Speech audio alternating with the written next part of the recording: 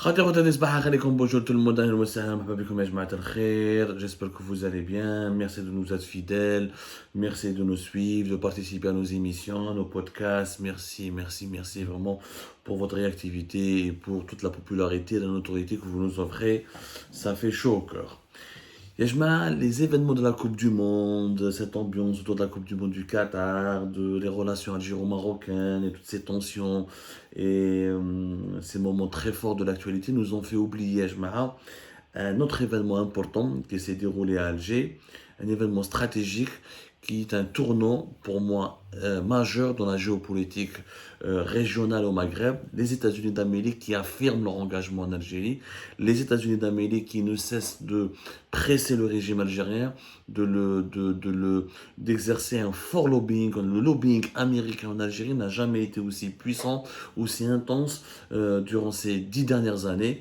Les États-Unis d'Amérique qui viennent de dépêcher à Alger depuis hier, le 6 décembre 2022, le responsable le plus influent dans la région du Moyen-Orient, le lobbyiste le plus dur, qui peut être considéré comme un faucon, c'est-à-dire comme un partisan de l'option militaire, quelqu'un qui exerce clairement des pressions et qui est partisan de la puissance, de la présence militaire américaine dans la région du Moyen-Orient, de l'Afrique du Nord, et un haut responsable carrément dans son parcours, qui est partisan qui adepte du discours musclé et de l'option militaire pour défendre les intérêts des États-Unis d'Amérique dans la région. C'est quelqu'un qui ne rigole pas, c'est quelqu'un qui a géré des dossiers très sensibles. Il s'agit du coordinateur pour le Moyen-Orient et l'Afrique du Nord du Conseil de sécurité nationale des États-Unis d'Amérique, Monsieur Brett McGurk. Brett McGurk qui est venu hier à Alger, il a rencontré Saïd Chingreh, le chef d'état-major de l'armée algérienne. Il s'est entretenu personnellement avec le président de la République algérienne, Abdelmajid Tebboune. Lors de l'audition de cette rencontre, l'audience qui a réuni Abdelmajid Tebboune avec ce haut responsable américain, il y avait Ramtan Al-Amamra, le chef de la diplomatie algérienne. Il y avait le conseiller de Tebboune auprès chargé de la sécurité et de la défense, Moumeddine Ben Atto. Il y avait surtout le patron des services secrets algériens côté renseignement extérieur, c'est-à-dire le directeur de la documentation, le directeur général de la direction de la documentation de la sécurité extérieure, la DDSE, le renseignement extérieur, monsieur général-major Mhenna Djebbar, en ce moment l'homme fort des services secrets algériens. Il y avait aussi donc l'ambassadrice des États-Unis d'Amérique à Alger, c'est normal, Madame Elisabeth Moore-Aubin, dans le rôle prépondérant de ce lobbying intense et puissant, lobbying américain intense et puissant en Algérie, a déjà été souligné, décrypté, analysé lors de nos précédentes émissions sur Algérie Part. وعندك la sous-secrétaire d'État américaine aux affaires étrangères, Madame Yael Lambert, qui était présente aussi à cette audience et qui est venue aussi, qui s'est déplacée à Alger en compagnie du coordinateur pour le Moyen-Orient et l'Afrique du Nord du Conseil de la sécurité nationale des États-Unis, M. Brett McGurk. Monsieur Brett McGurk, c'est l'homme des États-Unis d'Amérique au Moyen-Orient. Et Monsieur Moyen-Orient, de l'administration américaine, et Monsieur Moyen-Orient, qui d'habitude s'occupait de la Syrie, de l'Irak, de l'Arabie Saoudite et du Yémen, s'intéresse de plus en plus à l'Algérie, et ce qui signifie un redéploiement du lobbying américain en Algérie, ce qui prouve les analyses que nous avons publiées dernièrement, que les États-Unis d'Amérique pressent le régime algérien, le surveillent étroitement, essayent de l'empêcher tout rapprochement dangereux avec la Russie de Vladimir Poutine, et surveillent les agissements du régime algérien, et n'hésitent pas à traiter avec le régime algérien dans une option clairement de prévenir l'Algérie contre tout risque de basculement dans le camp de la Russie de Vladimir Poutine, qui est aujourd'hui, je vous le savez tous, l'adversaire numéro un de la puissance américaine et qui est en guerre, clairement en bras de fer américain, russo-américain en Ukraine depuis le début de l'invasion russe, en Ukraine, une invasion qui ne cesse de reculer. Et aujourd'hui, des affrontements très très durs au sein du Donbass. Et on va faire une émission d'ailleurs, ce qui se passe, l'évolution incroyable du conflit ukrainien. Oui, des attaques ukrainiennes ont ciblé des bases aériennes au cœur de la Russie. Nous sommes en train d'assister à un basculement du conflit militaire russe, du conflit ukraino-russe, de la guerre ukraino-russe, et la Russie est en train d'encaisser des défaites stratégique et très importante, ce qui remet en cause, encore une fois, la doctrine du rapprochement absolu du régime algérien avec la Russie, avec Moscou. Mais نحكوا عليها من بعد dans une autre émission. نقعدوا برك على la mission de ce Brett McGurk à Alger.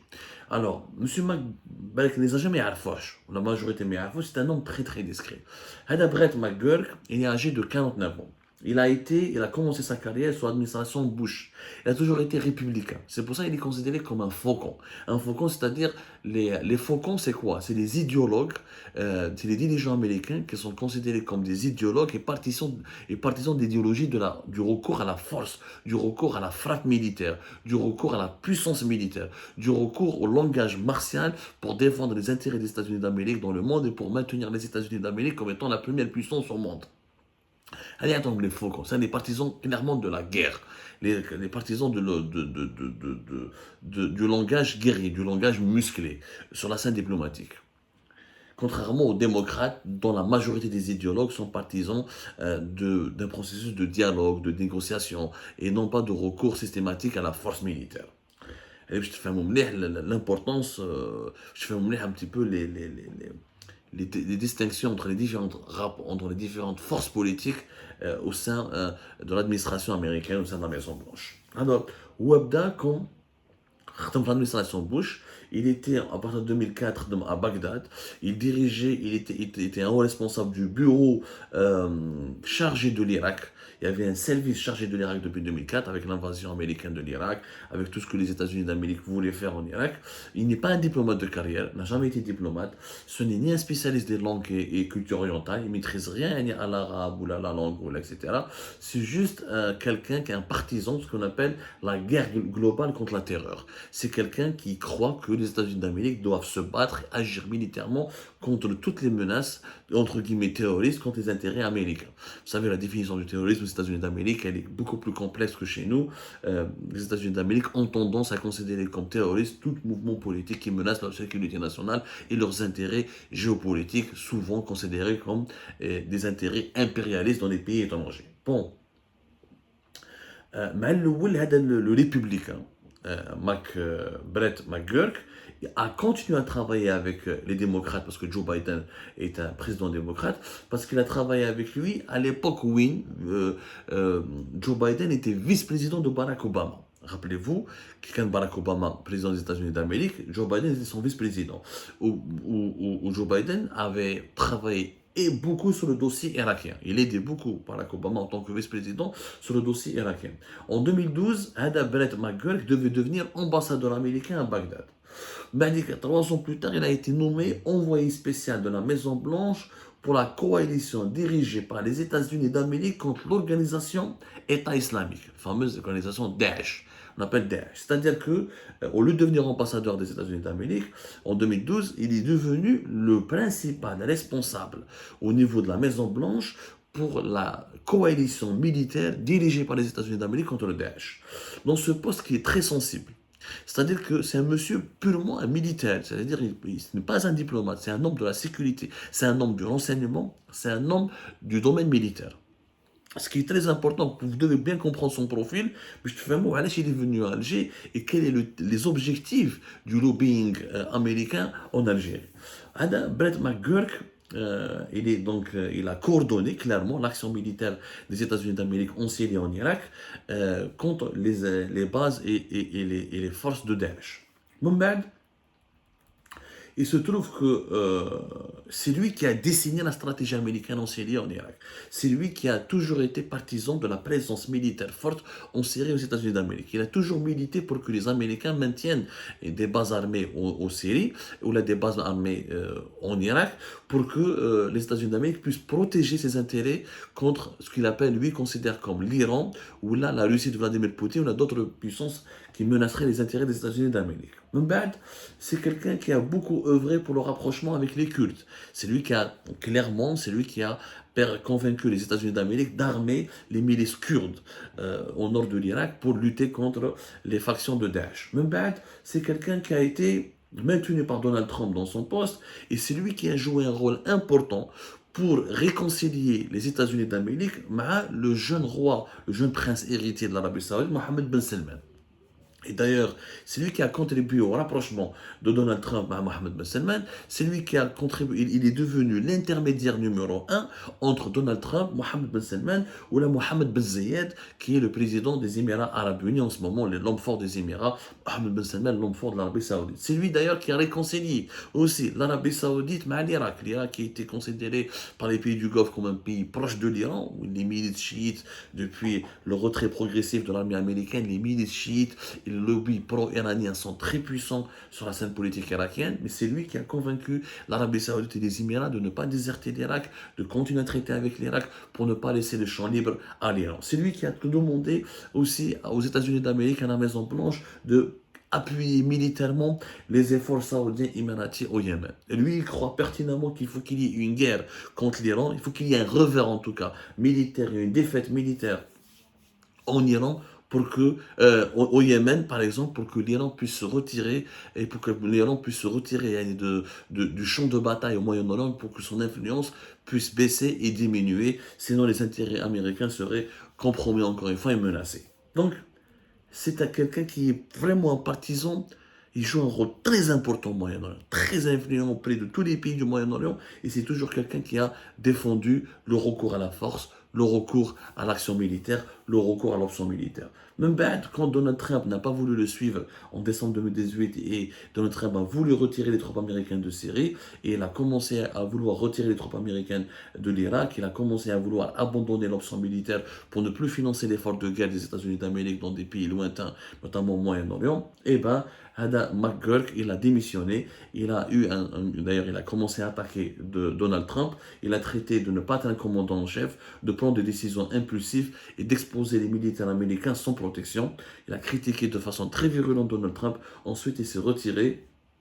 Et au lieu de rejoindre il n'a pas voulu rester avec les républicains, il a commencé à tricoter un peu avec les démocrates pour se venger contre Donald Trump. Et c'est à ce moment-là que euh, euh, Joe Biden a voulu le récupérer pour profiter de son expérience. Et encore une fois, c'est lui qui a influencé Joe Biden pour revenir vers de meilleurs sentiments vis-à-vis de Mohammed Ben Salman ou de Mohammed Ben Zayed. Il a participé une nouvelle fois à réconcilier la Maison-Blanche, à améliorer un petit peu les rapports des États-Unis d'Amérique avec les Émirats et avec les Saoudiens. Et c'est lui, d'ailleurs, il est accusé, la presse américaine l'accuse, d'ailleurs souvent, d'être à Washington l'homme le plus proche des autocrates du Moyen-Orient, l'homme vers lequel se tournent les Émiratis et les Saoudiens à chaque fois qu'ils cherchent une oreille complaisante à Washington. Il continue de défendre donc le rôle militaire que les États-Unis d'Amérique doivent jouer dans la guerre au Yémen.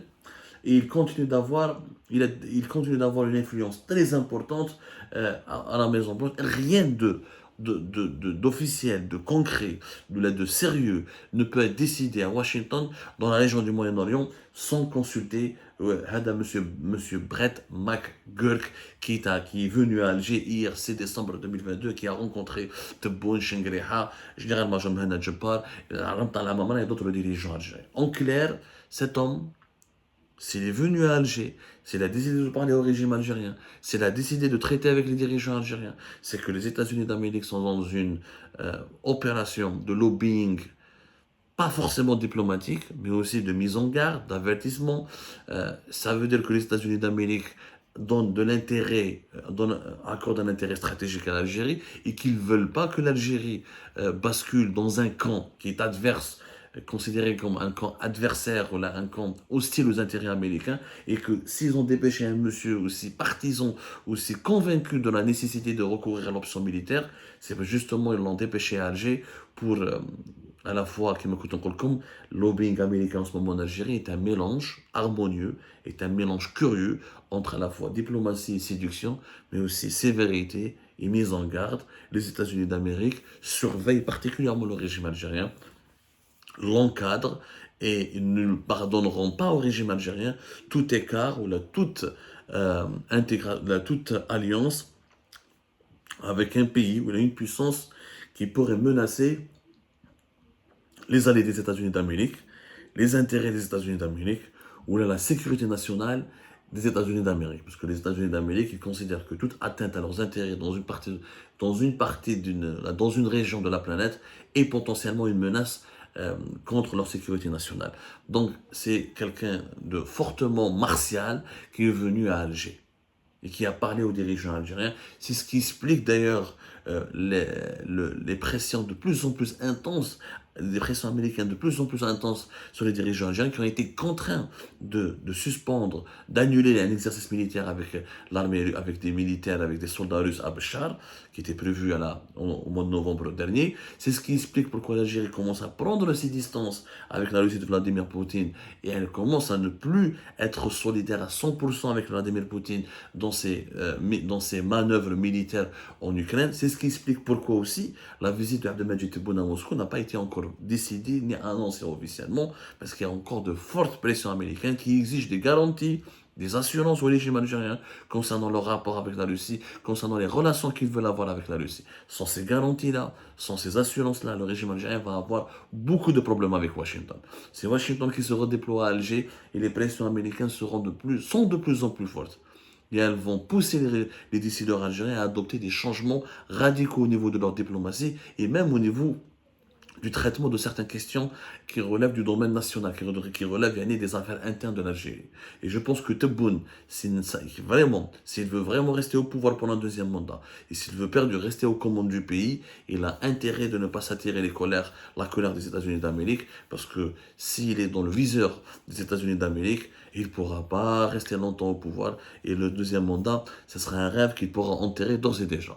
On reviendra sur les dessous de cette visite et des échanges entre ce haut responsable américain avec les dirigeants algériens dans une prochaine émission. Il était important pour nous de vous rappeler le contexte, le parcours, les enjeux géopolitiques importants et surtout, notez bien les caractéristiques nouvelles de cette stratégie de lobbying très intense de l'administration de Joe Biden en Algérie.